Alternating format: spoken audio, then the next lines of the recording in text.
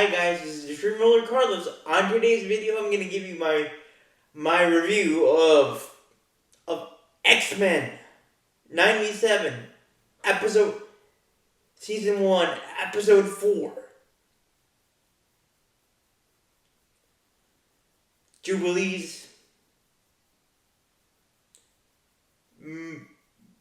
mojo and Jubilee's party from the future. So here we go, guys. First of all, before I start, sorry about me not posting lately. I've been busy with stuff regarding my family. My little brother Kevin, graduated from medical school, so he's now officially a doctor. So if you're in the Seattle area in the future, or in the very short future, check him out. If you ever need a doctor to repair a broken bone in your on your leg, he graduated from medical school as a doctor, but to be more specific, an orthopedic doctor. So please check him out if you ever need a doctor. If you ever need a young orthopedic surgeon in Seattle. So, and that's why I haven't been posting my YouTube videos. With that being said and done, here we go, guys, with my review of X-Men 97 Season 1, Episode 4. Mojo and Jubilee's wild future. Jubilee's wild party from the future. So,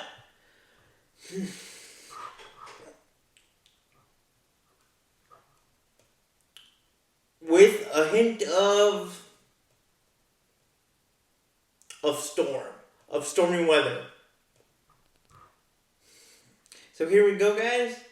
With this, I really enjoyed episode 4 of X-Men 97 Season 1 because I think it was pretty good because it focused on Jubilee.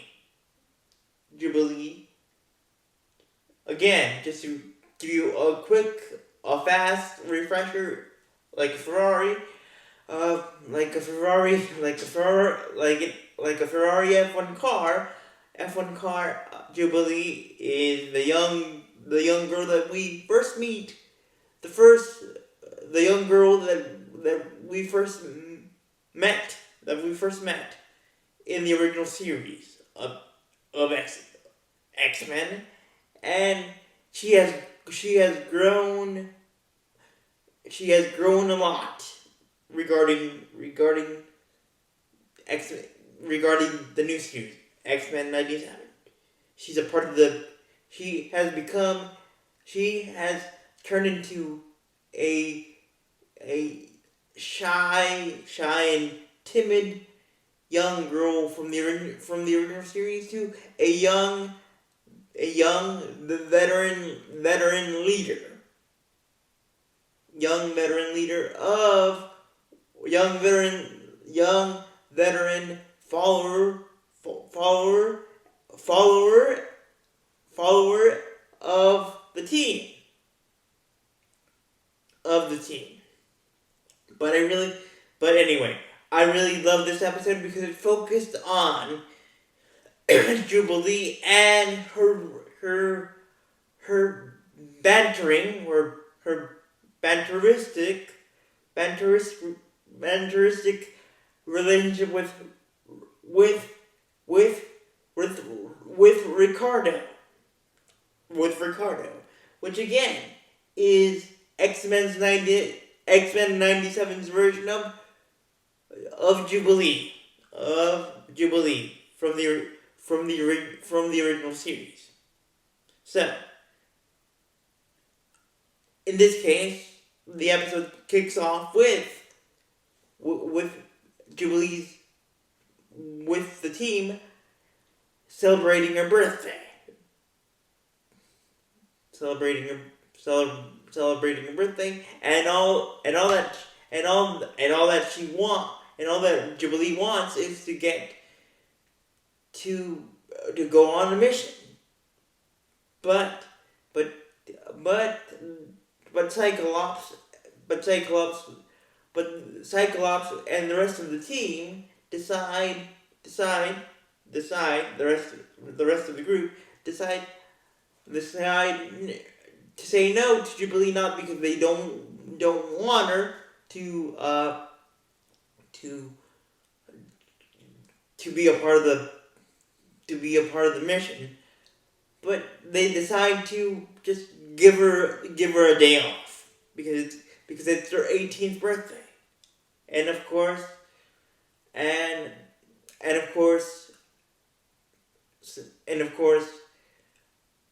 Ricardo offers himself to stay with Jubilee to keep her company, while the rest of the team go out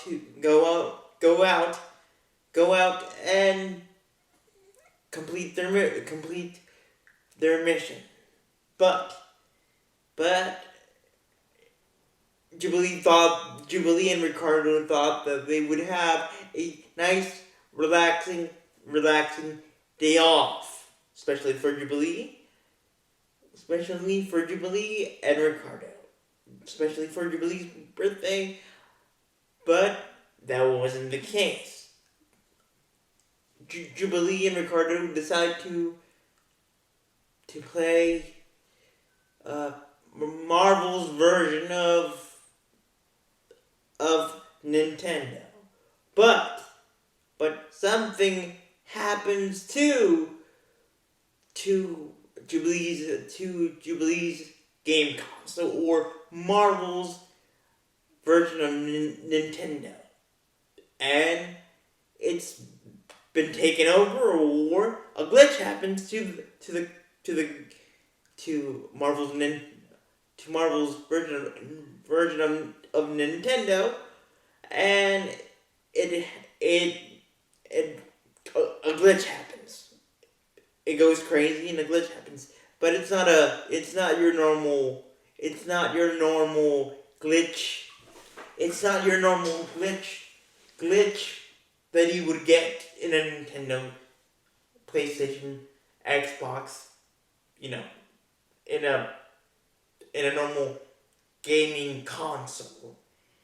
This glitch is not your typical glitch, because your normal glitch that you would get in a gaming console, because this glitch is caused by our old friend Mojo. Now, to give you a quick refresher on Mojo. Mojo was, or is a game show fanatic from a different dimension and future, where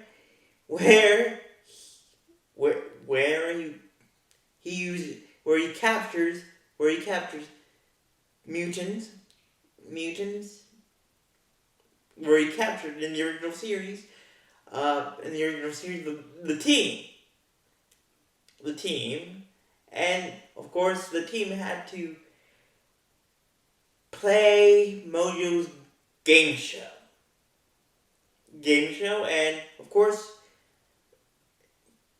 Mojo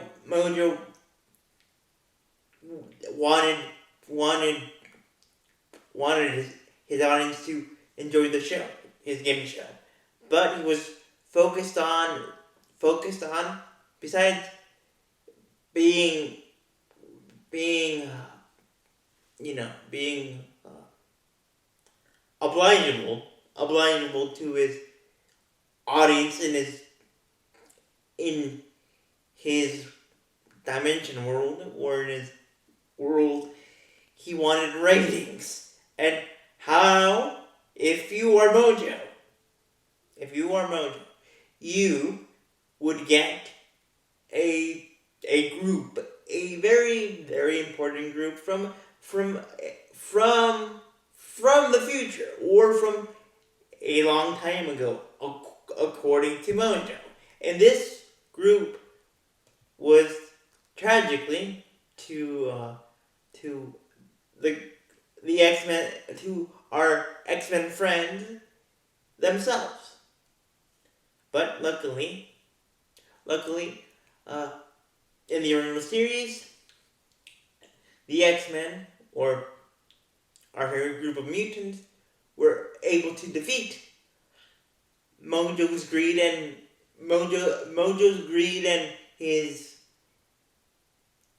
beat him up. Now, Mojo, I would describe Mojo as he looks like Jabba the Hutt with legs, with robotic spider legs.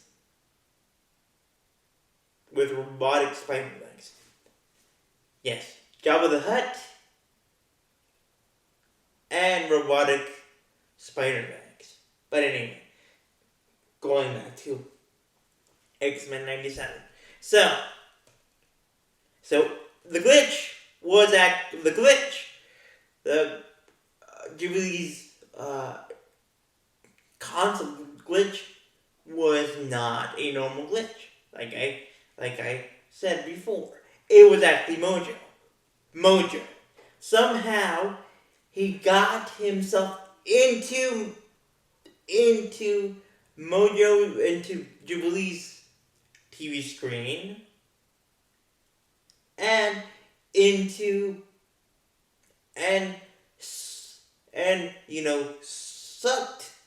sucked poor Jubilee and Ricardo like a vacuum into the game, into the console game, which would turn out to be, after getting themselves together,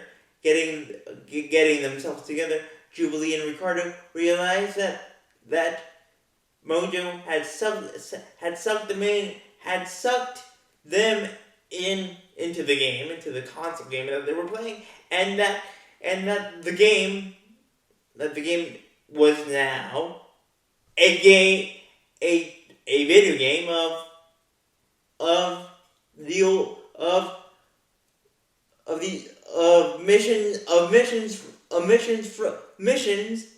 missions from the original series.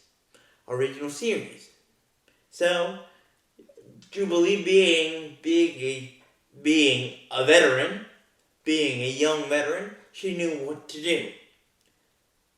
She knew that she and Ricardo had to basically beat the old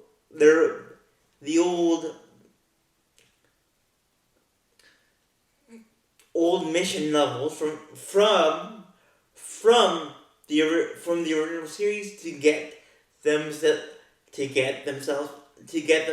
out, and to find a way to finally out of the out of the out of out of the constant out of the out of the video game world, and they would also have to find a way to defeat the final boss of the game, which would be in this case Mojo.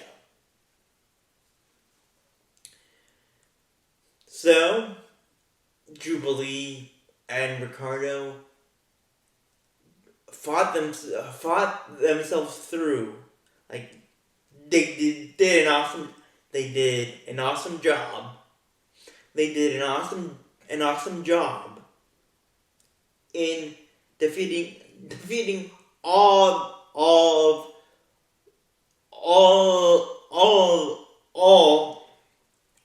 the old missions that Jubilee and the rest of the X-Men, the rest of the team, did in the original series, and they knew. But along the way, I think you can correct me if I'm wrong. I think Jubilee and Ricardo met a future Jubilee from the future inside the game before, in the first to last game level. No, actually, in the middle, like in the middle of them playing Mojo's X-Men old mission level game.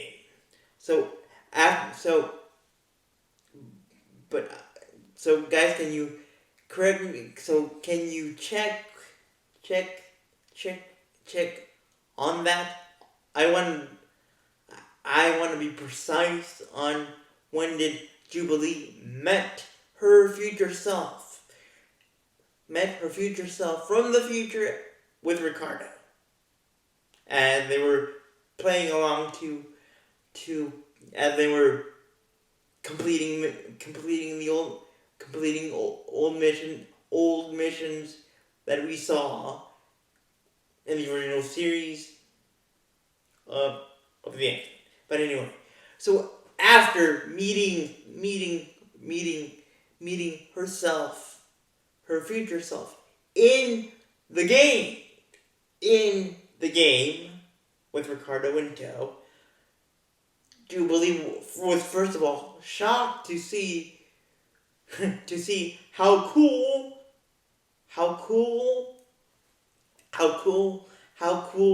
and how futuristic she looked, how futuristic and how cool her future self looked.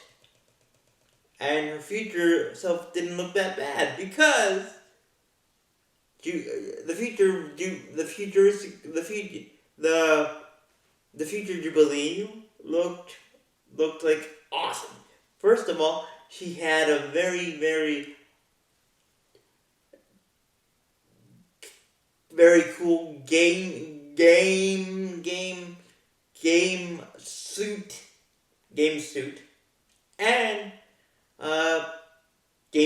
and she had gray hair, and Jubilee with gray hair looked pretty cool, at least in my opinion.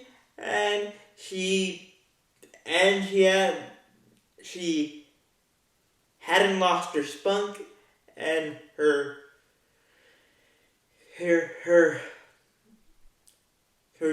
Jubilean spirit, but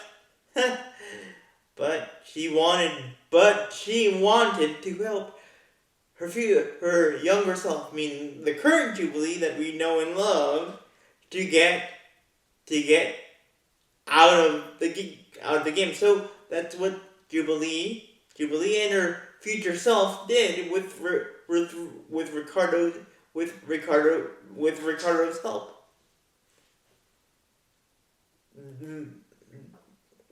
so after getting acquainted with herself, Jubilee and Ricardo and her future self were just basically hitting the levels with a steel chair to the head, meaning that they completed it, meaning that they completed the levels perfectly, or tried to complete every level that Mojo threw at them, almost too perfect. So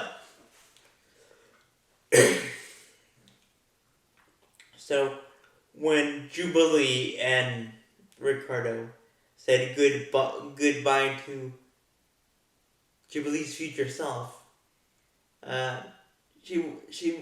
Jubilee was still happy to see her future self, and she was like, I'm gonna turn out all right. I'm gonna still be looking cool, but now I need to focus. Ricardo. Now we need to focus on getting out of here, and the best way that they could think of to get out of the game is to defeat Mojo. And they did. By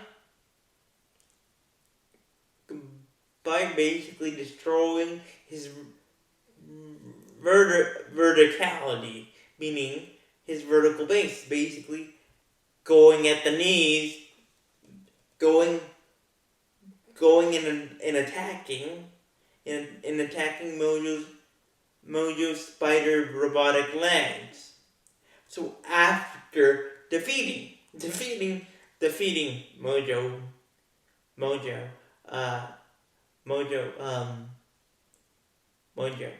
Ricardo and Jubilee were sucked back into reality, and back into Jubilee's bedroom room. And but that's not the end of episode 4 of X-Men 97 season 1, because it had a hint of stormy weather.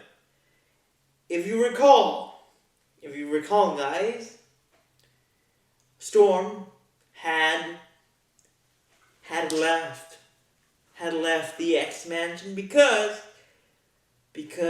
the vigilante in episode 2 had shot her with a unmutant powered bullet that was meant for Magneto. And since Storm couldn't feel the power of thunder, and sense Mother Nature within herself, she decided to leave the X-Mansion and go somewhere. Well, lucky for us, this is where we left her. Apparently, Storm rightfully left, but we didn't know to where. Apparently, she went to find herself and try herself to find a way to regain her powers, regain her powers by herself. So she stopped. So she stopped at a bar to think to just get the shock out of get the shock to get the shock that she had been suppressing out of her because of her losing her her powers. But luckily, when she got to the bar, a stranger came up to her, and guys, forgive me, but like I said before, some of the names in the series are too hard for me to pronounce. So so like I was saying, Storm was sitting at the bar drinking her shock away, no pun intended, from losing her powers, when a stranger walked into the bar saying that he was an old friend of Professor X. And this old friend of Professor X said to Storm, I can help you get your powers back. I can help you get in touch get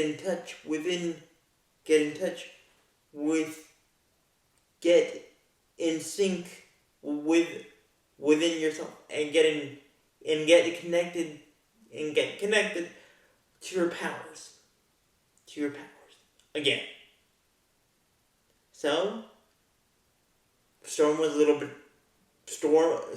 a little bit hesitant, and who could blame her? But she knew that Professor X, even though he was gone,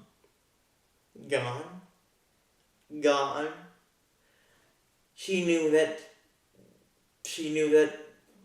Professor X had friends in many places. And this stranger that offered her to help her reconnect with herself and her powers and regain her powers, she knew that he could be trusted. But as Professor X's old friend, was guiding her to regain her powers, something happened.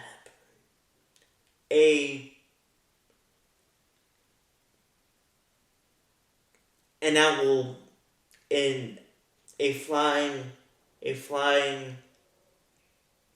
demon owl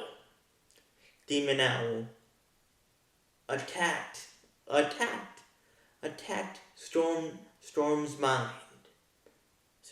Storm's mind was attacking Storm's mind, and the demon, the flying owl demon,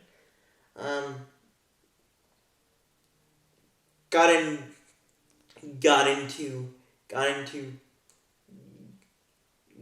a taste of Storm's mind, and basically put her in a very deep mental hole, and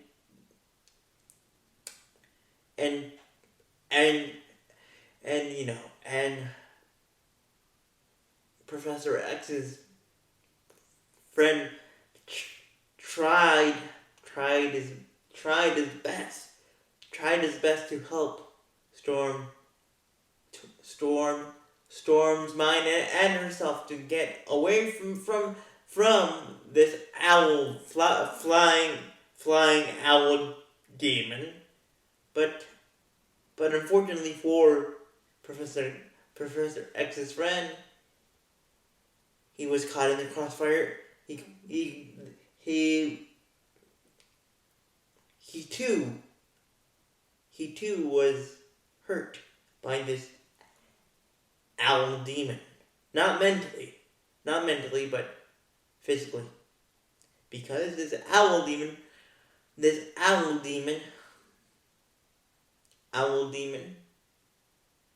had very sharp claws, and his claws would cause, if it came in contact with human skin, unfortunately, it came in contact with Professor X's friend's skin. It cut him. It cut him pretty bad, but that wasn't only the thing that Professor X's friend had to worry about, because the cut itself was pretty bad, but what the owl demon's talons contained underneath the surface, underneath the clawing, was that the claws had a very strong, potent toxin. So the demon was able to suck, to basically mentally harm and mentally terrorize poor Storm into submission. And guys, that's how episode 4 of X-Men 97 ends. And so with that being said, thank you guys for watching. Leave a like and let me know what part of this episode two-sided episode 4 did you like? Did you like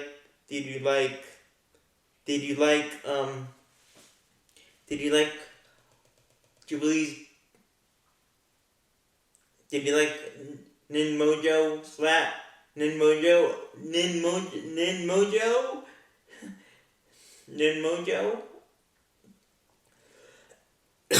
Mojo and Jubilee's wild party from the future? Or did you like the other half of episode 4, where we finally got to see that Storm was okay, but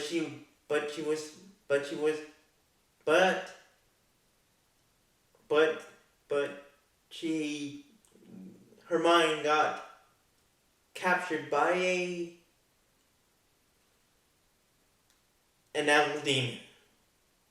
So let me know what part of this episode did you like, and remember guys, leave a like and a comment. Thank you. Bye.